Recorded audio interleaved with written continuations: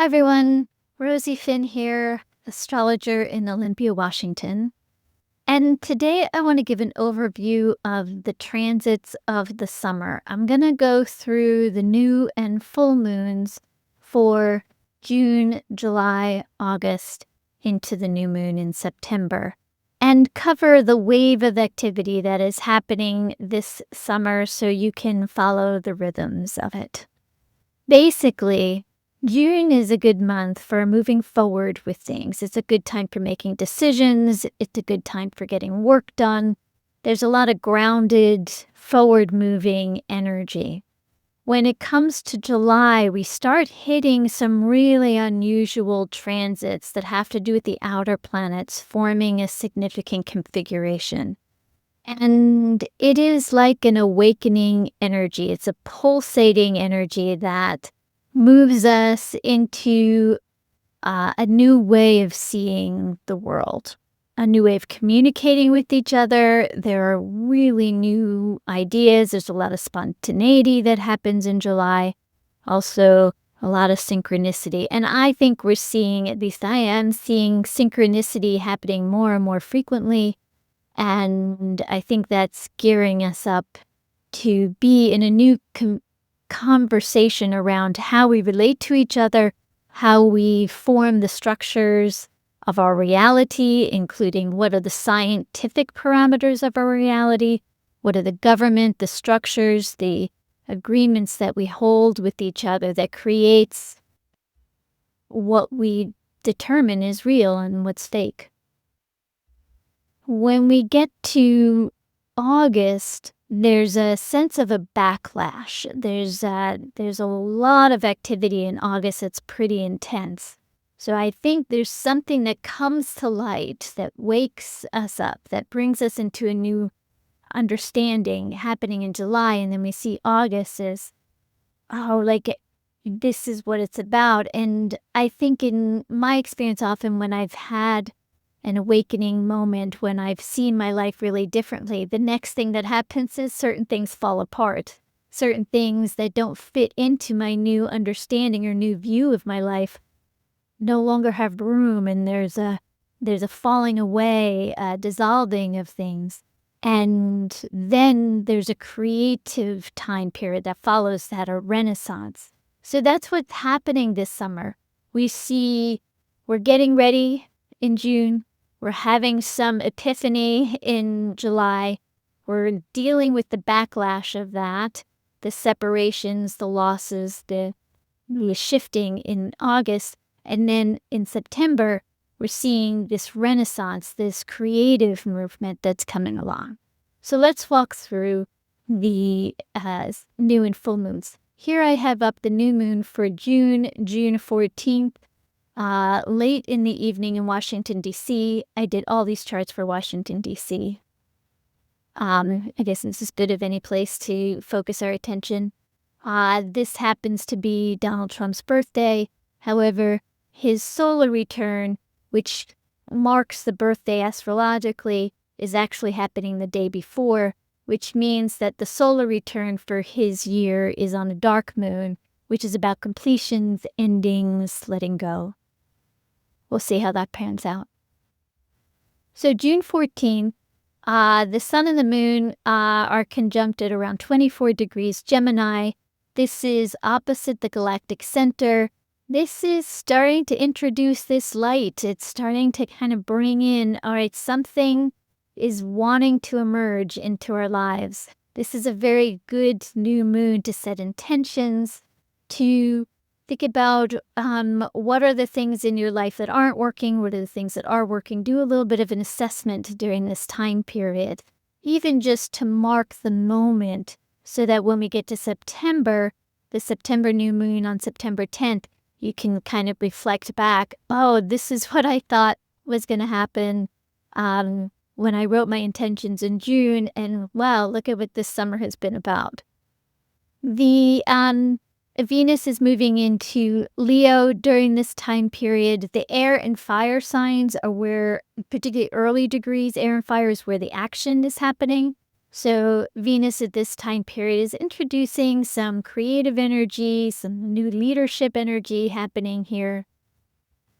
And it's one of the awakeners into the bigger configuration that's going on this summer. So let's talk about that. Pluto at 5 degrees Aquarius, sextiles Neptune at 4 degrees Aries, and Uranus at the middle of June is near 3 degrees Gemini. So this means that Pluto and Uranus are trining, they're working together, they're harmonizing in these air signs. The air signs are about bringing in new forms of communication, relationship, new thinking, new ways of processing life. Uh, Neptune moves into the midpoint of that, creating sextiles to both planets. And these are all harmonious aspects. These are all those outer planets getting together. Now, Neptune and Pluto have been in a sextile formation for forever, in and out, more exact at different times. But the Uranus sextile is new. This is actually going to harken back to themes that happened in 1993 when they were conjunct. It's going to give us a chance to assimilate some of the new energies that were coming in 1993. We might see themes of things that happened during that time period kind of resurrecting to be healed, integrated. If you had a difficult time back then, this would be a time to look at those issues. And as Uranus now moving into Gemini is allowing us to think differently about technology. So Uranus has an 84-year cycle. So 84 years ago, kind of at the beginning of the age of the computers and the internet, Uranus was moving into Gemini. So now we're in a new age and there's something new that's going on. I think the new kinds of communication tools are going to be more along the lines of telepathy, remote viewing, being able to use our minds in more creative ways. So this is the big configuration. It's very precise as we get into the summer. These 3 planets, Pluto, Neptune, Uranus, they're all invisible. When planets are invisible, they work deeply, they work on our subconscious or unconscious, they work in the invisible realms. We need light on them to bring forth what's actually happening.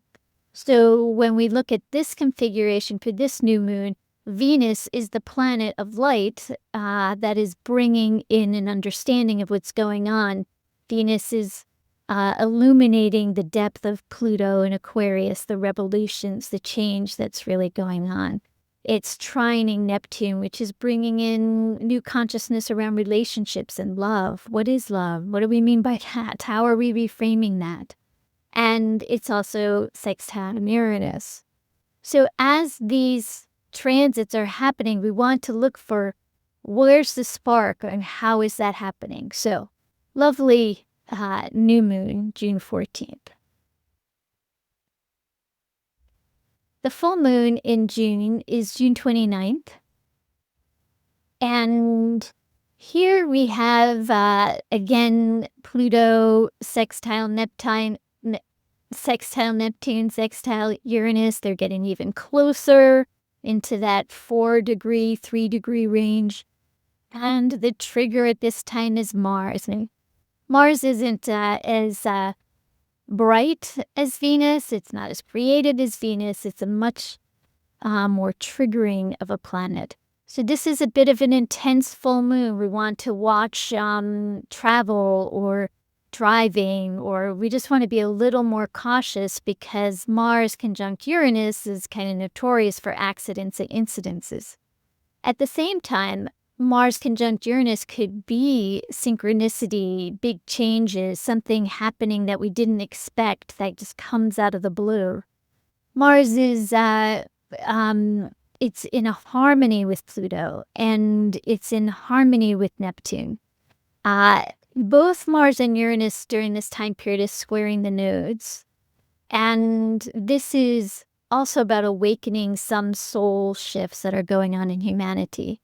with the South Node now in Virgo, um, it'll be moving into Leo at some point here. But at the early degrees of Virgo, the nodes move backwards. It's about completing things around food, harvest, the earth.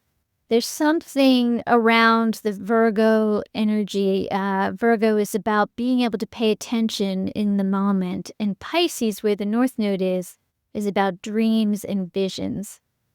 These signs, earth, water signs, are very much connected to the Piscean energy that has been going on for 2,000 years, but also connected to Neptune that was in Pisces for the last 10 years, Saturn that was in Pisces for a couple of years, that both shifted into the air fire signs, that shifted into the fire sign of Aries at the beginning of this year. So there's something that we're cleaning up with the nodes, and Mars and Uranus at this time period are going to ask us to look at the past. What did you do in the past that is sticking with you right now that you don't really want to bring into the new with you? So it might be time to say goodbye to stuff, some old stuff. Maybe you've been holding on to old letters, or in my case, old books. What are you holding on to from the past? And just do some clearing with this new moon. Sorry, that was full moon. This new moon, July 14th, 5:43 a.m. in Washington, D.C. Now we're getting into the Cancer energy, Cancer new moon. And Jupiter is now the planet of light that is illuminating the outer planet dynamics. And Jupiter's a bright planet. It has now moved into Leo. It moves into Leo at the beginning of July. And Jupiter is a big planet to illuminate things. Jupiter in Leo is about leadership. It's about kings and royalty and people who think they're kings and royalty. Opposite Pluto, Pluto is about takedowns, and it's about taking things into the underworld. So this is about a takedown. This is about a change in the dynamics of the wars that are happening. This is Jupiter illuminating who the real power players are. And somebody's going to lose their head in this time period or lose their position. Mars is still a bit active, although you can see at 11 degrees Gemini, it has moved out of the configuration directly.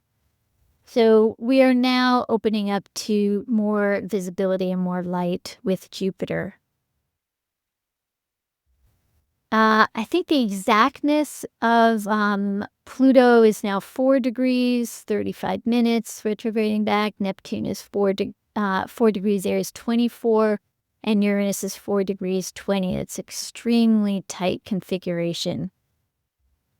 And here we have Jupiter at 3 degrees Leo. So in a couple of days after this new moon, Jupiter will be exactly at 4 degrees, which at that point in time, the moon will have moved into Leo, and then in 9 days from now, the sun will move into Leo. So we have a lot of activations of that, particularly the trine between Uranus and Pluto. So that's the new moon in July. Let's look at the full moon in July. So now the sun and Jupiter are conjunct in this at 6 degrees Leo. The moon is at 6 degrees Aquarius, conjunct Pluto.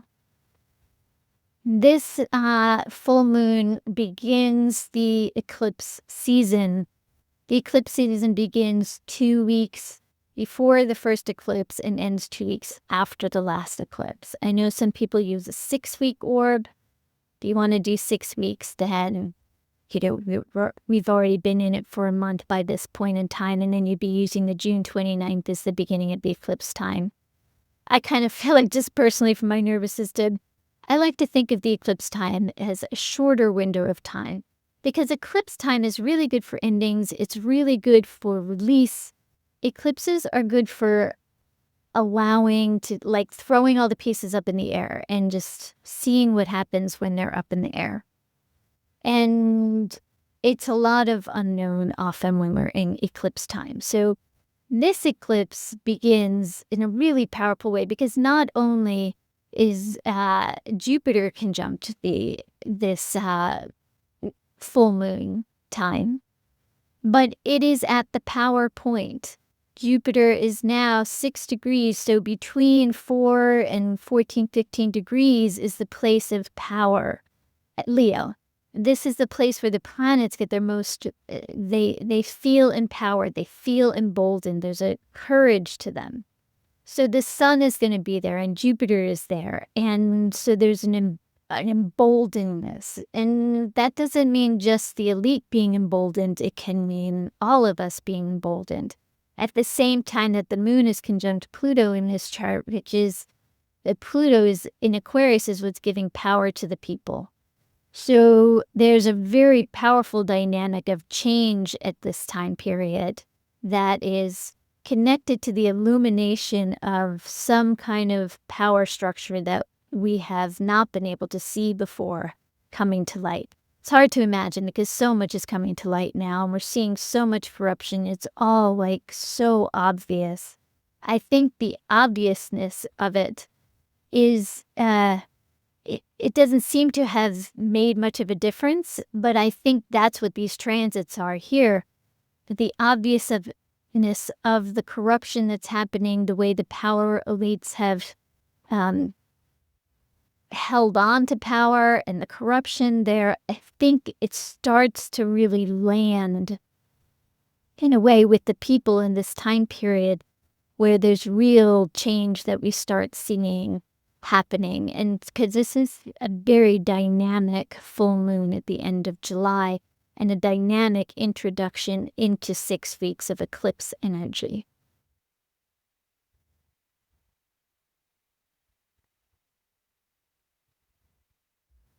All right, the solar eclipse, that is on August 12th, 2026, 1:37 p.m. So this will be a visible eclipse. It doesn't look like a total one to me. It looks like that's a wide, it's almost a 10-degree orb. So an eclipse happens when the sun and the moon are either conjunct or opposite near the nodes within 13 degrees. So this, I imagine, is a partial one, but just let me look at my notes here.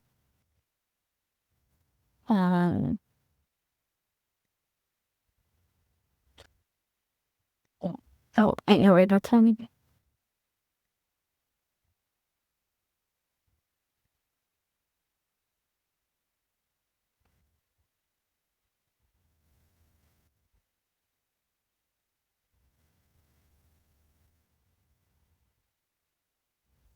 I can't tell, but I don't think this is going to be a very visible eclipse. So here we have Jupiter now 9 degrees Leo. This is the most potent point of the power point. Now, I started using this word PowerPoint back 20 years ago. And in the time period that I've started using it or have been using it, the evolutionary astrologers have also started using this word PowerPoint, and they use it to mean the point opposite Pluto. So whether you think of it the way I do or they do, it's the same for this time period because Jupiter is at the power point because it's opposite Pluto. But it's also at the power point in the way I think of it as anything close to 9 degrees Leo. And so there's a dramatic energy to this eclipse. Mercury is also illuminating the now Mercury, which is getting our minds in the picture. How do we think about things? How are we processing and how are we talking about them? When Mercury gets involved, we see great speeches. We're going to see somebody speaking to this and articulating the movement that's happening with a great deal of power and skill. And so Mercury will be trining Neptune, which is going to bring in somebody with a big dream and a big vision. And maybe this is many of us, and this is maybe many of us being able to say the thing that's been kind of hovering on the edges of our consciousness, being able to really embolden it through words and language. Venus also is active in this chart. It's at 5 degrees, almost 6 degrees, Libra. So that is an air sign. So when we're talking about early degrees, air fire signs, those are going to be activating the bigger transits, the underlying movements that are happening. So both Mercury and Venus are getting into the picture here. And so we almost have a grand sextile that's happening. We have a grand trine with Pluto, Uranus, and Venus. We have a trine between Mercury and Neptune, and there's one point that's missing, and that's around 5 degrees of Sagittarius, which is very close to the star Antares. Another significant piece about what's happening here is that Chiron is now moving into Taurus. In 1977, in November of 1977, Chiron was first discovered or named or called out as a planet. November, December of 1977. And there's been a lot of research in astrology around looking at when we discover a new planet. And, in this late 1700s when Uranus was discovered, in the mid-1800s when Neptune was discovered, in the early 1900s when Pluto was discovered. And whenever a planet is discovered, it correlates with a shift in consciousness in humanity. And when Chiron was discovered in 1977, Chiron represents body-mind-spirit connection.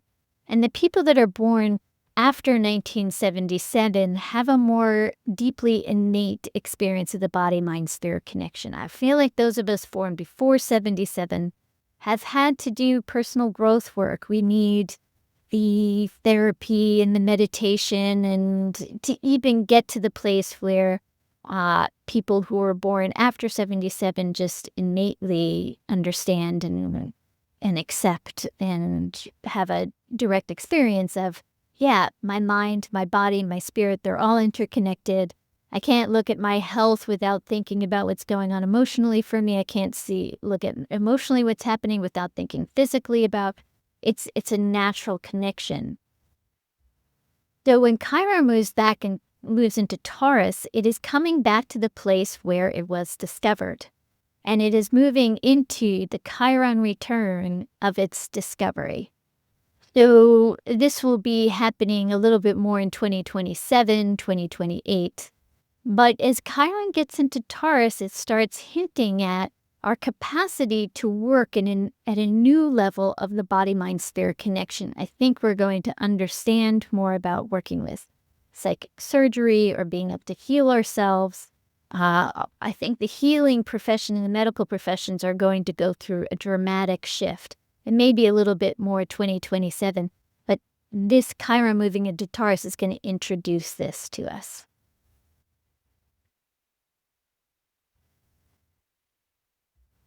All right, let's check out the lunar eclipse in August. So this lunar eclipse, this is going to be a little bit more visible August 28th. This would be in the middle of the night. So the moon will be out in Washington, D.C. In a way, these eclipses will be most visible on the East Coast of the United States. And the sun, the moon, 5 degrees, they're in earth water, so they're triggering the planets, but earth water energy is going to cause unrest in this. Uranus is squaring it, so Uranus is going to ask us for change. It's going to feel very unstable.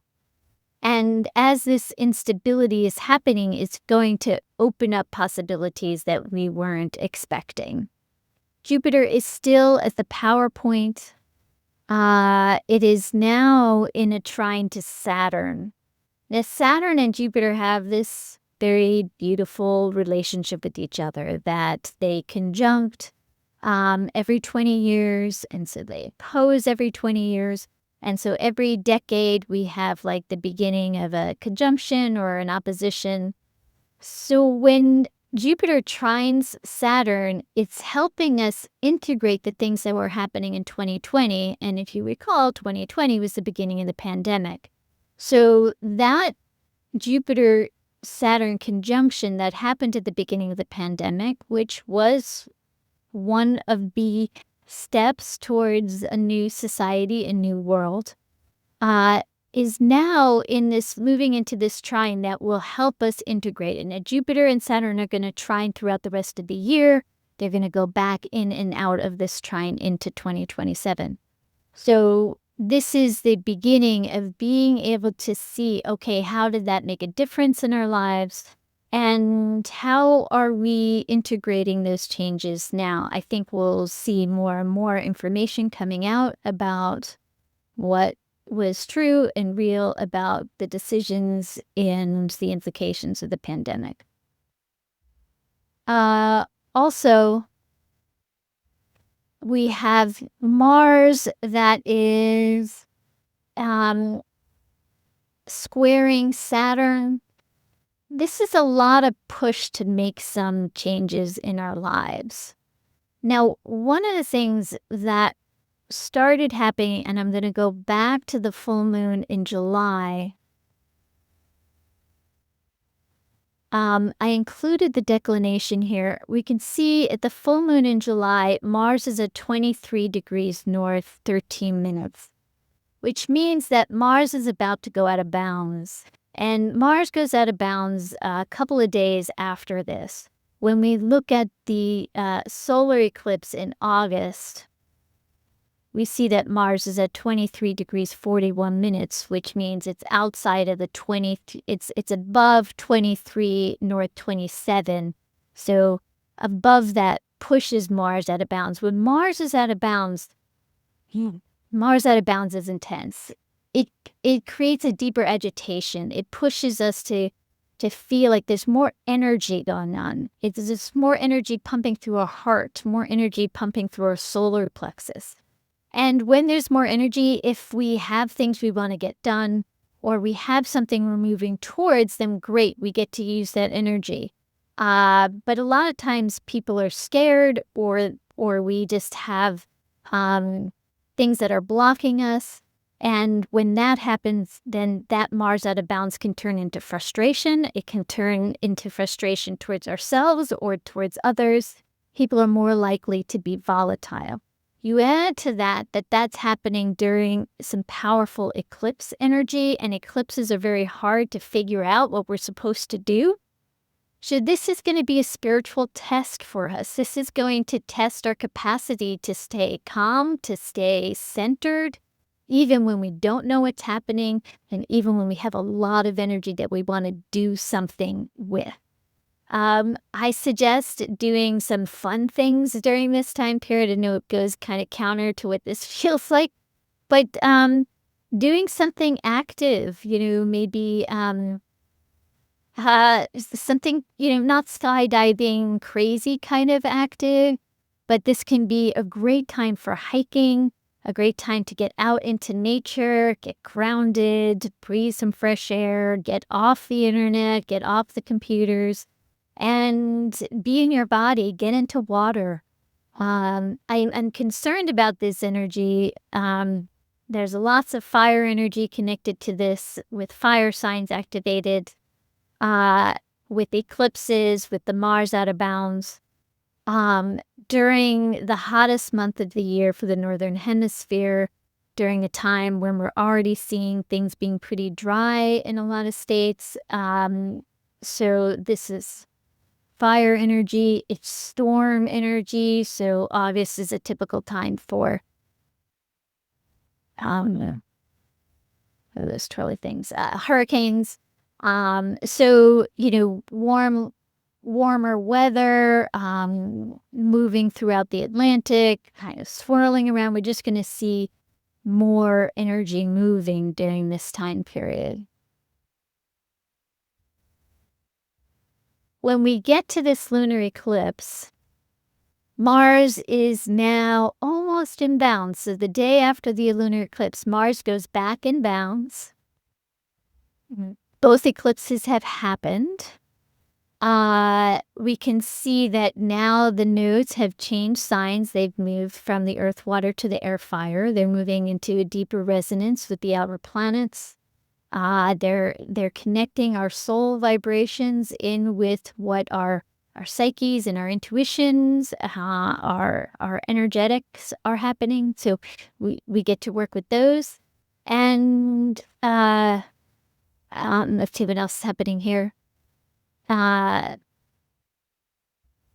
Jupiter, okay, and I brought in the Jupiter-Saturn trine. All right. So let's go to the new moon in September.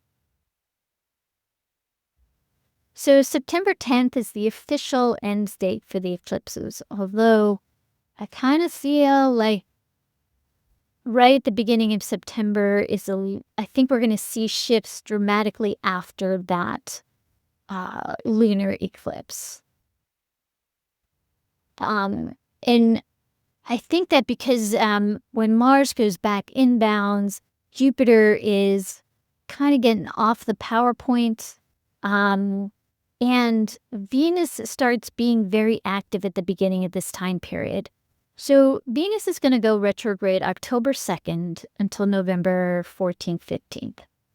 And in that time period, Venus is going to be in Libra, it's going to be in Scorpio, and then it's going to go retrograde back into Libra. And when it stations at the beginning of October, it's at the social justice point at around 8 degrees Scorpio. So Venus is doing some wild magic, just as Pluto has gone out of bounds. So Pluto went out of bounds around this solar eclipse in August. Let's just see how close it was. Here's the solar eclipse. Yep, right on the solar eclipse. So that's 23 degrees, 27 minutes is when a planet goes out of bounds. And for those of you who have my book, I rounded to 23, 30. Didn't have this kind of accuracy that now we have. So, but Pluto goes out of bounds on this day on the solar eclipse. So that even adds a lot more power to this moment. When we get to this new moon in September, Pluto is still out of bounds, but Pluto out of bounds south is going to really help us create movements. It's going to help people rise up. It's going to help us have the courage to rise up. It's also going to give us the inspiration to do it. And Venus is going to be part of that, because we see Venus on this new moon is squaring Pluto.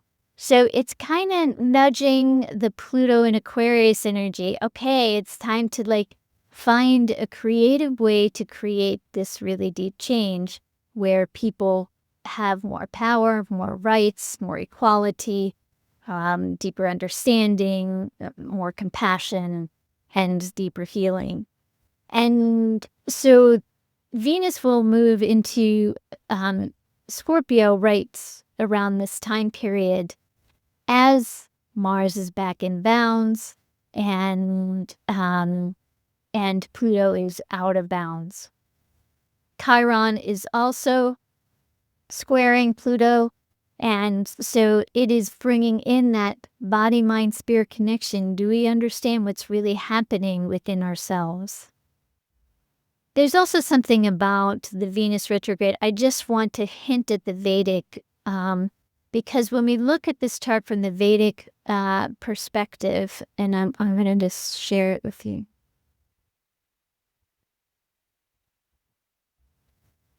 Venus is in its own sign, and Venus will be in its own sign from, and it starts around September 2nd of 2026. For 3 months in November, it will move back into Virgo.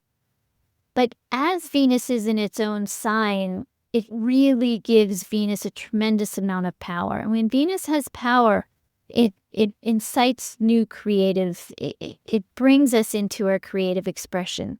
So, in other words, when we're looking at movements, and we're seeing a lot of movements that have to do with art, they're not just rebellious or riots or that, especially, looking at the Arab Spring, which was such a more Mars kind of energy. We're looking at movements that are really deeply creative, where we're going to find ways to circumvent the systems that are blocking us from having real power. So I will bring in the Vedic in a little bit later, but I thought it was important to introduce how powerful Venus is in both systems. And go back to the lesson.